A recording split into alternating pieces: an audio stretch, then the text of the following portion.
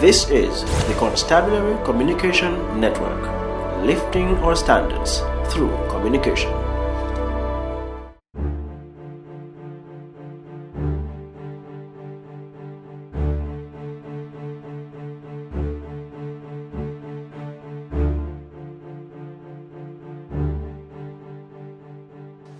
Good afternoon, members of the media.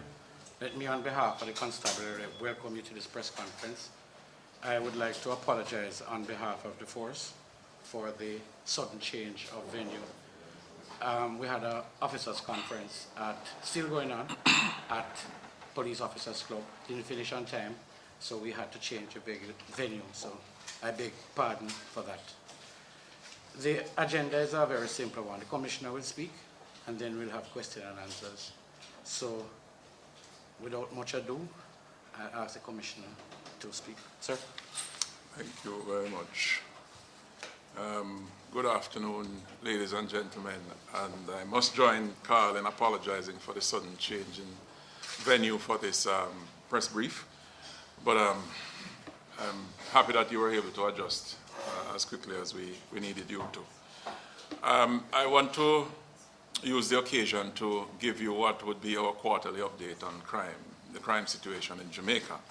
And I will address in brief the issue which is very topical now, which is how will we respond to growing concerns about use of force by members of the Jamaica Constabulary Force.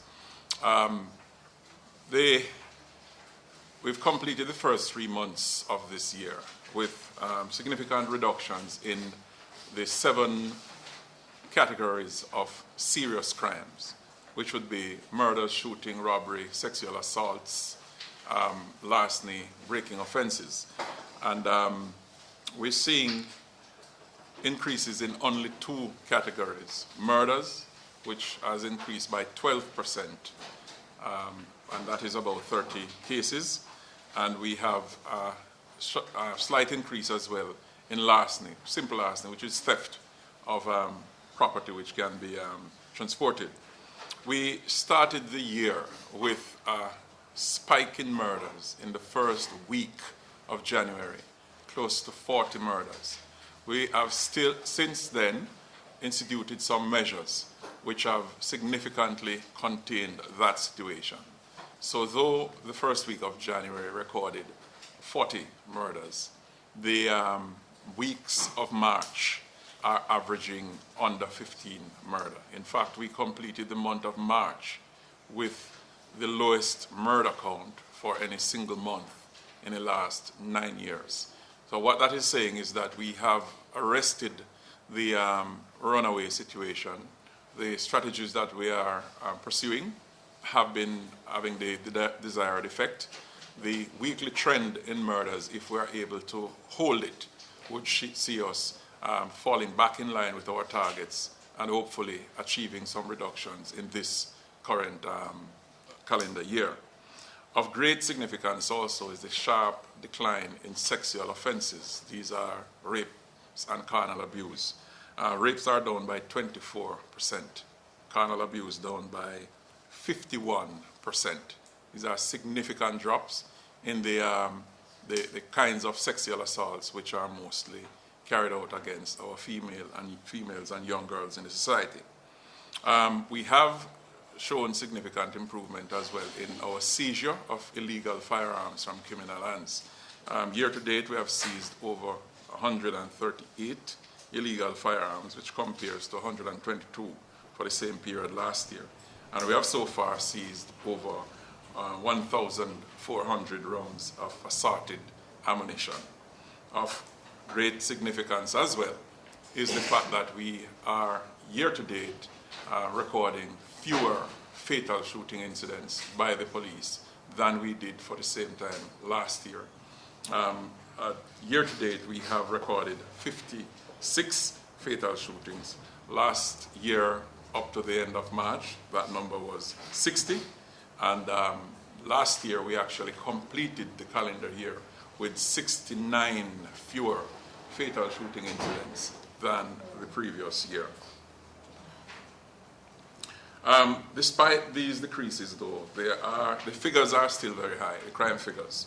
We have been at pains to point out that the crime and security situation created by criminal gangs, organized crime, and corrupt entities in Jamaica are undermining public confidence and investor confidence and are denying many Jamaicans the opportunity for gainful employment as businesses contract or those with capital are hesitant to make investment. And so we have committed to reducing Jamaica's murder rate to within 12 per 100,000 of the population by year 2017. And we have committed to restoring citizens' confidence and investor confidence in Jamaica so that our economy can grow and provide our citizens with jobs so that they can have income to take care of their needs. We're pleased to say that there are several divisions in the Jamaica Constabulary Force that have seen very dramatic reduction in criminal activities, so much so that we are publicly declaring that as far as crime and insecurity are concerned, those areas are open for business.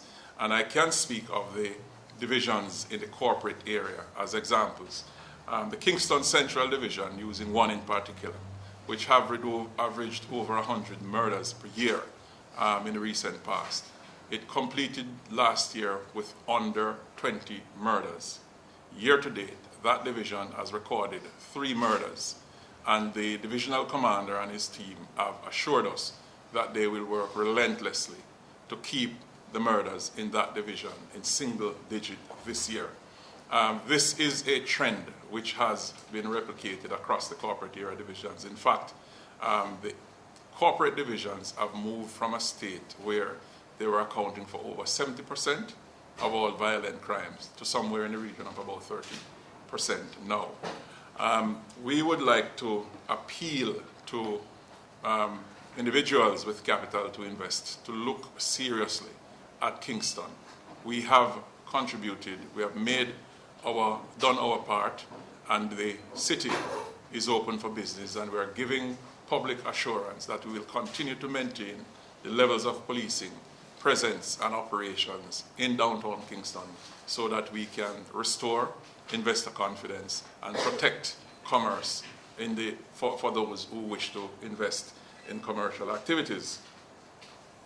On a question of our response to the use of force concerns which have emerged in recent time, we did make a public statement last week that we would review our use of force policy and the standard operating procedures. We invited in all the senior officers of the Jamaica Constabulary Force, the Island Special Constabulary Force, and the 5 representative groups to a meeting at the Police Officers Club this morning, where we spent the morning discussing the new approach to be taken with respect to use of force. We are all agreed that there has to be a change in police attitude in respect to how we use force, and a complete change in our professional conduct in respect of how we deploy deadly force. The specific elements of those changes have been scripted out and discussed with the general membership and are to be incorporated in our standard operating procedures, and we will also incorporate them in our training, our firearms and tactical training for our frontline officers. The specialist trainers from the Firearms and Tactical Training Village were in attendance, and they took part in discussions as well, and they have assured us that they have the capability to quickly incorporate the new procedures that we are trying to introduce into training, and we will start delivering those training this year. In terms of what we will do to bolster the confidence of our members as they continue to perform in the environment and without being afraid for their own safety when they go out, we have given an assurance to the membership that we will use effective communication. We will strengthen our command and control on the ground so that at all times there will be a responsible officer in each geographic division to take charge of incident scenes to ensure their resolution with limited use of force. We have given an assurance that during the current financial year, we'll make all effort necessary to acquire and equip 1,000 frontline members with ballistic vests, that's bulletproof vests, because there are still lingering concerns among some of our members that they are exposed to danger and they do not have the requisite protective gears. Just Friday evening, in a confrontation between the police and criminal suspect, a young constable was shot at point-blank range in his chest. Thankfully, he was wearing a vest, and that preserved his life. I had to quickly take to the internal airwaves to communicate to the general membership that the young constable was out of danger, was being held in hospital for observation, and that the appropriate wearing of protective gear was what really saved his life. Use the opportunity as well to encourage all our members to wear their vests, because it is given to them to give them that level of protection and confidence as they operate in the field. We have been assured by the government, with the support of one of our external partners, that we will be able to equip 6,000 frontline members with less lethal force over the next 3 years. These include pepper spray, batons, handcuffs, and utility belts for street-level operation. We are determined to equip our members on the front line with these options so that the resort to deadly force will not be as high as it has been in the past.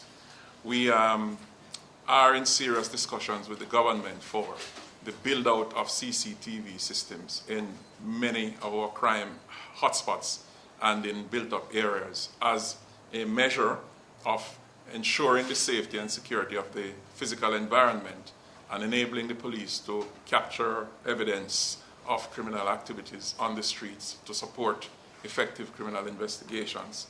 We also believe that the build-out of CCTV capability in some of these crime hotspots will also serve as a measure of examining police conduct, especially when they use force against citizens, because their action too will be covered by cameras installed in public places.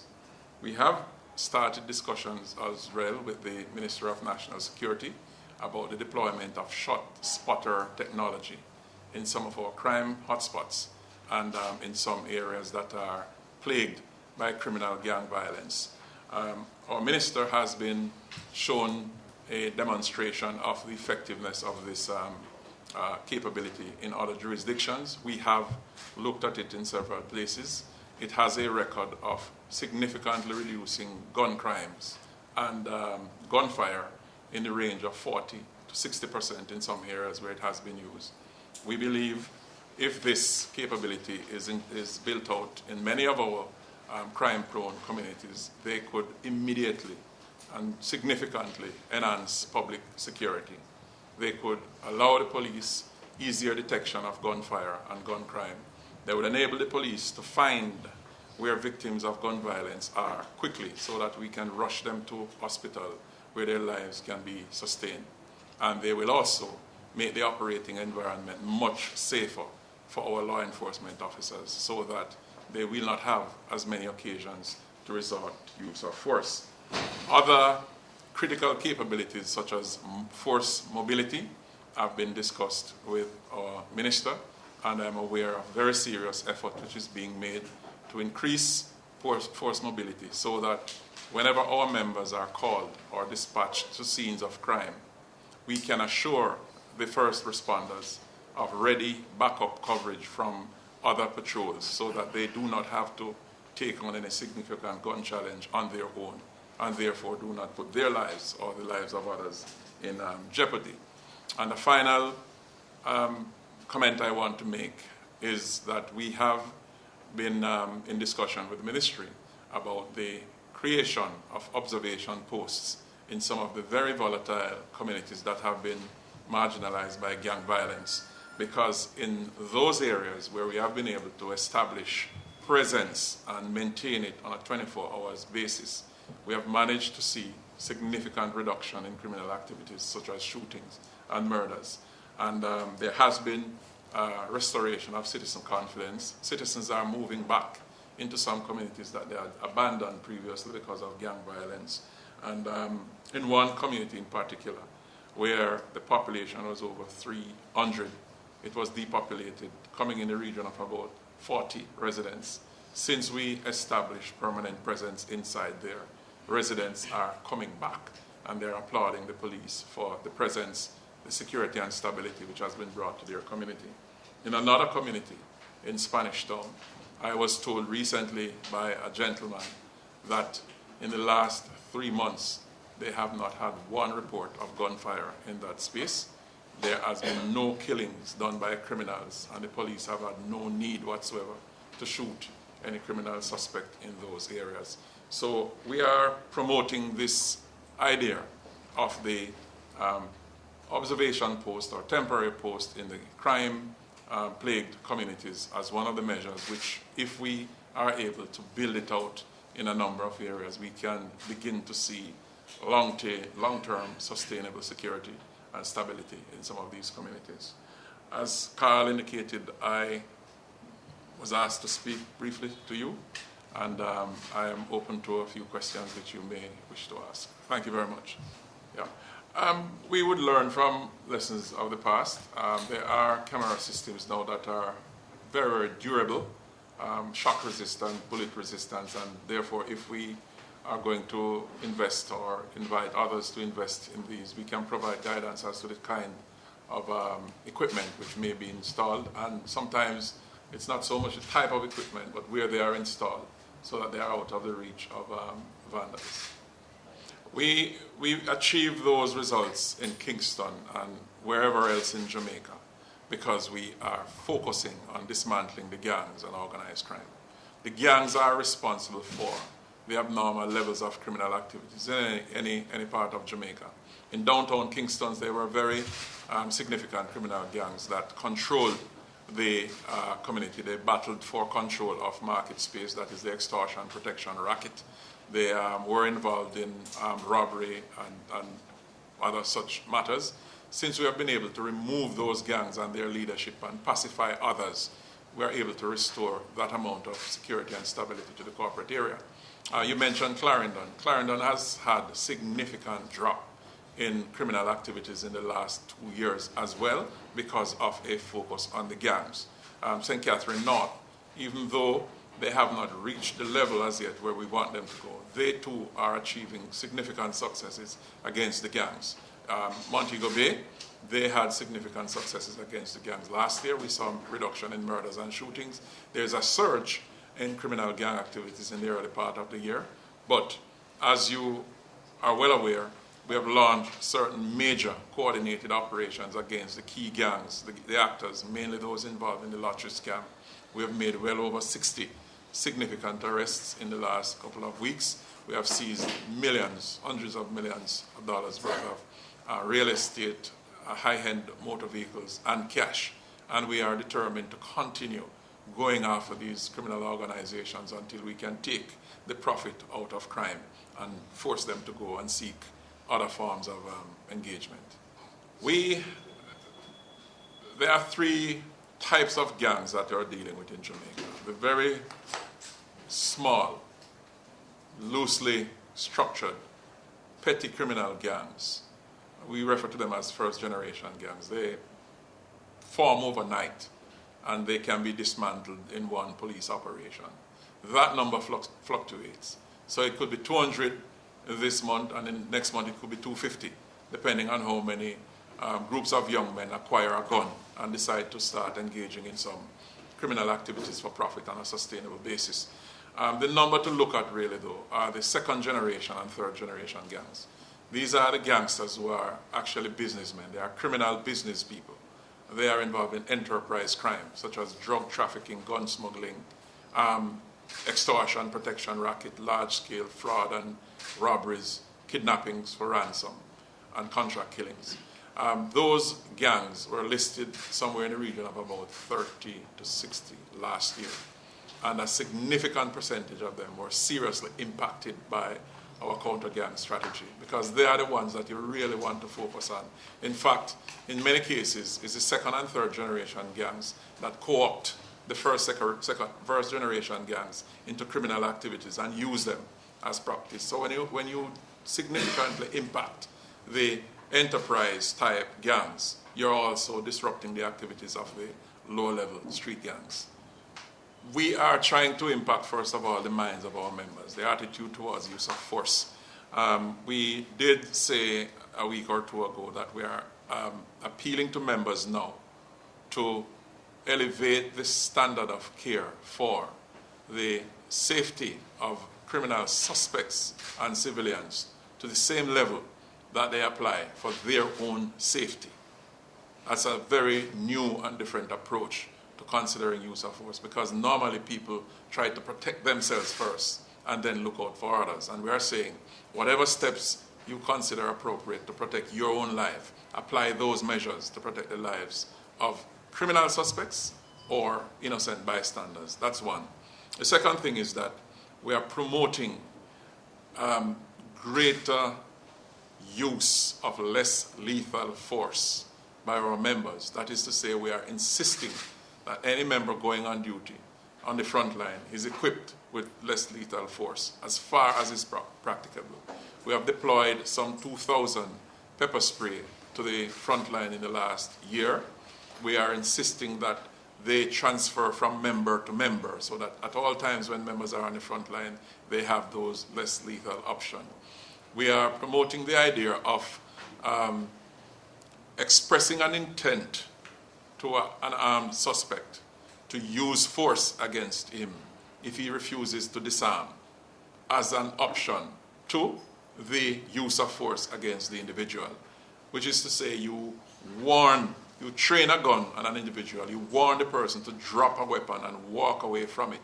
You shout loud enough so that that person can hear and others can hear, because they may be your witness at some stage that you did in fact try to de-escalate force without use of deadly force. We are trying to promote that.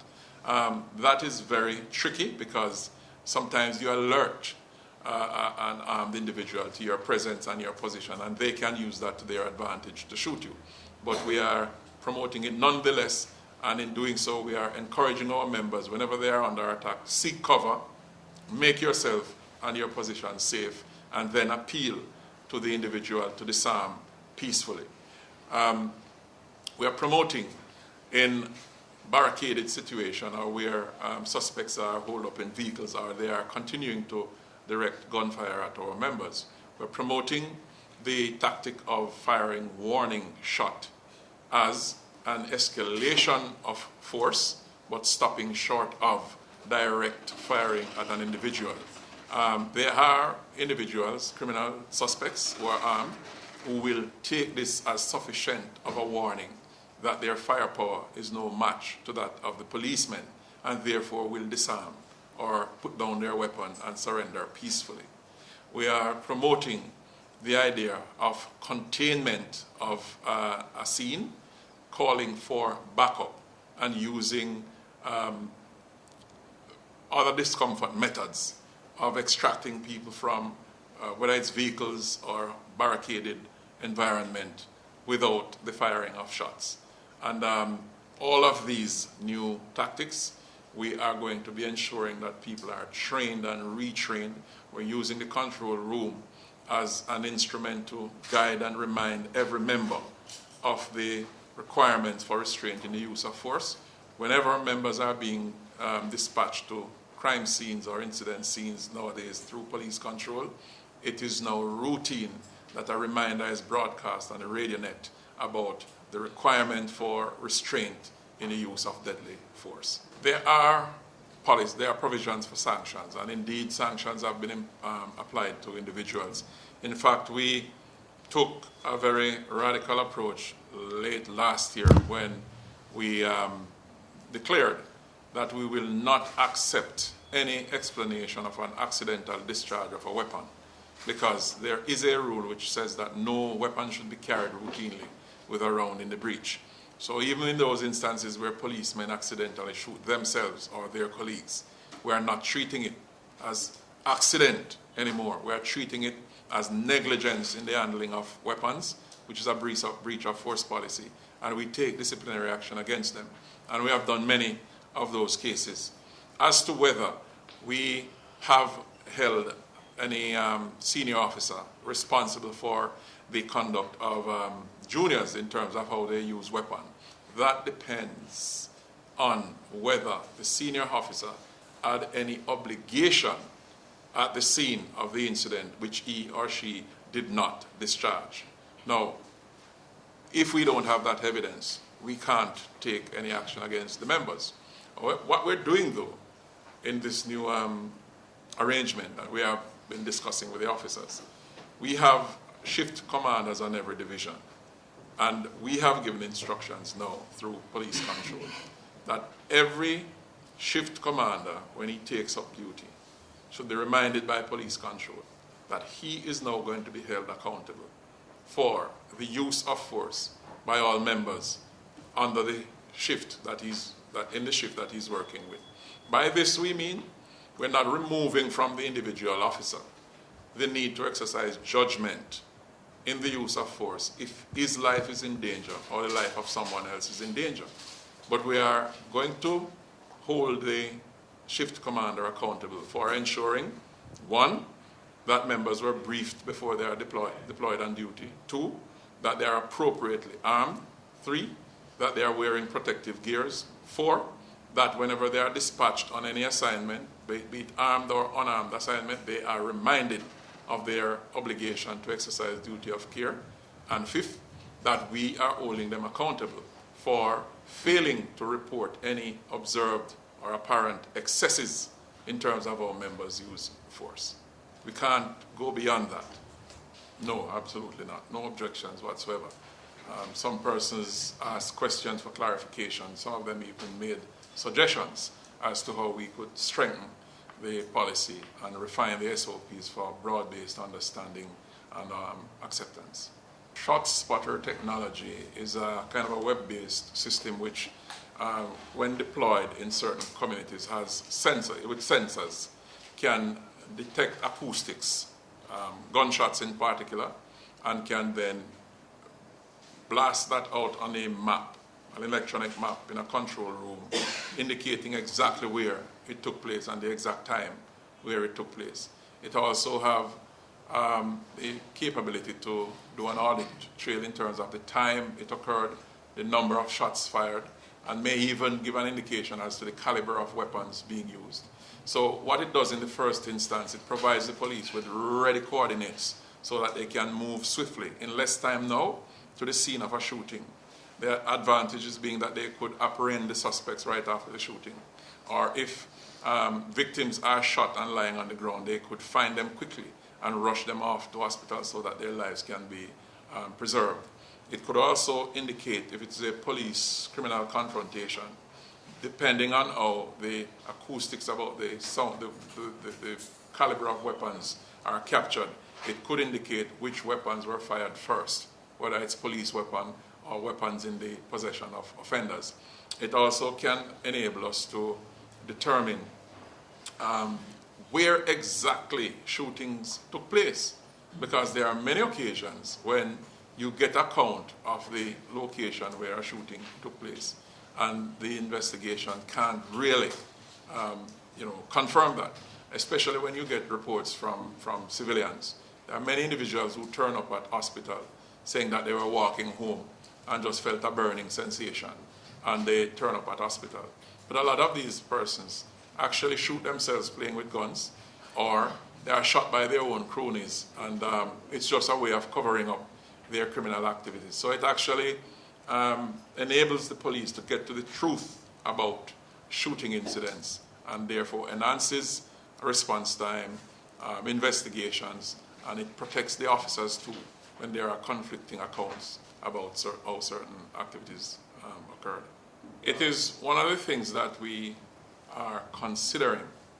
We have not had discussions with the Honorable Minister about this as yet because of the cost issues, but it is something which has been deployed in forces elsewhere that I'm familiar with, and it has been very effective because what it does, it can do is to scan the physical operating environment and beam images back to a command and control center so that the commanders can themselves assess the extent of exposure to their frontline officers and send appropriate backup support to them. It also validates truthful accounts of confrontation between police officers and suspects, because the cameras can actually pick up what is going on, and some of them actually record voices as well. So if you are giving verbal warning to somebody to drop a weapon, you're ordering them to exit a car, you're ordering them to do various things, and they disobey all these orders and then they attack you, then it supports your claim of justified use of force.